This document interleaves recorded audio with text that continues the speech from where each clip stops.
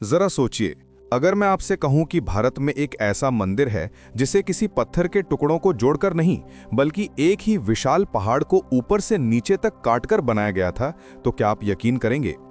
एक ऐसा मंदिर जो 1200 साल पहले बना, बिना किसी आधुनिक मशीन, बिना किसी क्रेन या ड्रिल के, और आज तक वैज्ञानिक और इतिहासकार ये नहीं समझ पाए कि आखिर इसे बनाया कैसे गया। दोस्तों, आज हम बात करने वाले हैं कैलाश मंदिर की, एलोरा की गुफाओं में छिपा वो रहस्य जो आज भी दुनिया को हैरान करता है। महाराष्ट्र के औरंगाबाद के पास एलोरा की पहाड़ियों में स्थित ये मंदिर सिर्फ भारत ही नहीं बल्कि पूरी दुनिया के प्राचीन इंजीनियरिंग का सबसे बड़ा चमत्कार माना जाता है। कहा जाता है कि इसे 8वीं शताब्दी में राष्ट्रकूट राजा कृष्ण प्रथम ने बनवाया था, भगवान शिव के कैलाश पर्वत को श्रद्धांजलि देने के लिए।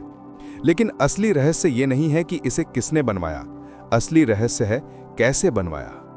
आमतौर पर जब हम कोई इमारत बनाते हैं तो नीचे से ईंट पर ईंट रखकर उसे ऊपर की ओर खड़ा करते हैं, लेकिन कैलाश मंदिर को बनाया गया ऊपर से नीचे की तरफ, यानी पहले पहाड़ की चोटी से खुदाई शुरू हुई और धीरे धीरे पूरे मंदिर को नीचे तक तराशा गया।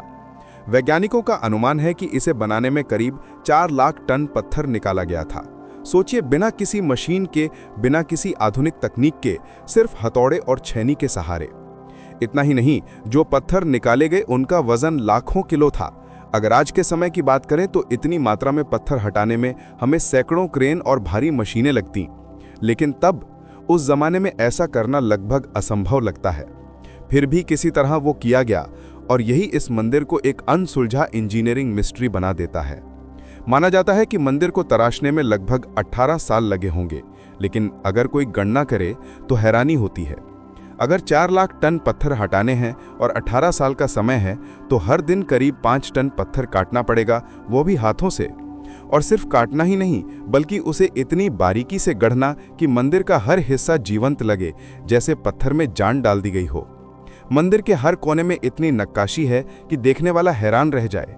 विशाल हाथी की मूर्तियां, नृत्य करती देवियां, रथ, सिंह, गणेश, विष्णु, शिव, सभी पत्थर में ऐसे तराशे गए हैं जैसे किसी ने उन्हें गीली मिट्टी में ढाला हो। और इन सब के बावजूद मंदिर का स्ट्रक्चर एकदम संतुलित है, न कहीं झुकाव, न कोई दरार।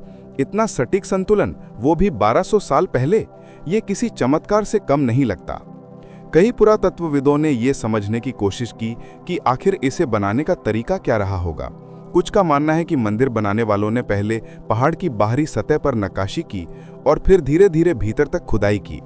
कुछ कहते हैं कि ये किसी दिव्य गणना या ज्यामितीय सिद्धांत पर आधारित था जिसे हम आज खो चुके हैं। और कुछ तो ये भी मानते हैं कि इसे बनाने में हजारों कारीगरों ने कई पीढ़ियों तक काम किया होगा, यानी ये काम एक राजा के शासनकाल में पूरा नहीं हुआ होगा। लेकिन फिर सवाल उठता है कि अगर इतने लोग इतने सालों तक काम कर रहे थे तो कहीं ना कहीं उसका जिक्र इतिहास में क्यों नहीं मिलता? न कोई स्पष्ट दस्तावेज, न कोई लेख। ऐसा लगता है मानो ये मंदिर अचानक धरती से प्रकट हो गया हो। कुछ लोग इसे एलियन थ्योरी से भी जोड़ते हैं। उनका कहना है कि शायद उस समय किसी उन्नत सभ्यता ने या किसी बाहरी शक्ति ने इंसानों को ये बनाने में मदद की हो, क्योंकि जो गणितीय परिशुद्धता, जो डिजाइन और जो संतुलन इस मंदिर में है, वो उस समय की सामान्य मानव टेक्निक से परे लगता है। हालांकि ये सिर्फ एक कल्पना है, लेकिन जब आप खुद जाकर इस मंदिर को देखते हैं तो आपको भी यकीन करना मुश्किल लगता है कि ये इंसानों का ही काम है। इतना ही नहीं, मंदिर के भीतर जो ध्वनि प्रभाव है वो भी रहस्यमयी है। जब अंदर जाकर बोलो तो आवाज गूंजती है, लेकिन एक खास सीमित क्षेत्र में ही। ऐसा लगता है जैसे मंदिर खुद ध्वनि को नियंत्रित कर रहा हो। वैज्ञानिकों का कहना है कि पत्थर की बनावट और कोण इतने परफेक्ट हैं कि ध्वनि तरंगें विशेष दिशा में ही गूंजती हैं। सोचिए, ये कैसा साउंड इंजीनियरिंग का चमत्कार है जो उस युग में हुआ जब बिजली तक नहीं थी। आज भी जब आप कैलाश मंदिर में खड़े होते हैं तो उसके आकार की विशालता और बारीकियों को देखकर एक पल को यकीन ही नहीं होता कि ये इंसानों ने बनाया है। ये मंदिर सिर्फ एक धार्मिक स्थल नहीं बल्कि एक ऐसी इंजीनियरिंग पहेली है जो समय, तर्क और विज्ञान तीनों को चुनौती देती है।